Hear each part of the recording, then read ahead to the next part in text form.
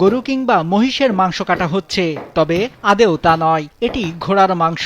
গাজীপুরের হায়দারবাদ এলাকায় ঘোড়ার মাংস বিক্রি নিষিদ্ধ করেছে স্থানীয় প্রশাসন।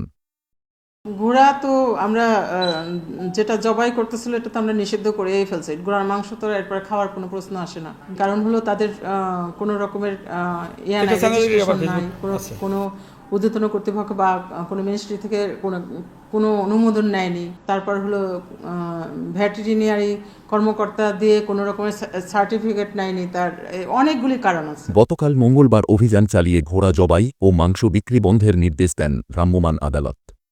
গাজীপুরের সহকারী কমিশনার ও নির্বাহী ম্যাজিস্ট্রেট জালাল উদ্দিন এবং গাজীপুর সদর উপজেলা প্রাণিসম্পদ কর্মকর্তা ডাক্তার মোহাম্মদ শাহীন মিয়া এই অভিযান চালান।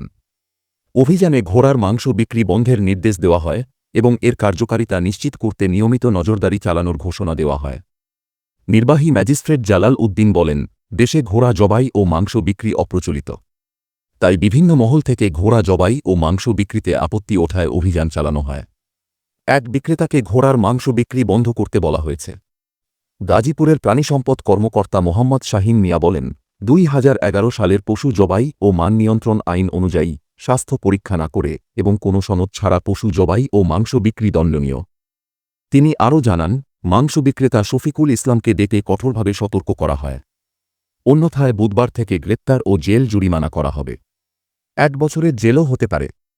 চলতি বছরের শুরুতে গাজীপুরের হায়দারবাদ এলাকায় বাণিজ্যিকভাবে ঘোড়ার মাংস বিক্রি শুরু হয়।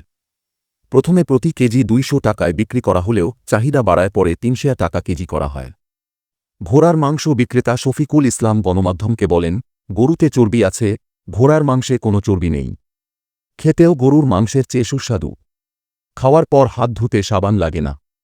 প্রথমে 200 টাকা কেজি বিক্রি করতাম, এখন বিক্রি করি প্রতি কেজি 300 টাকায়।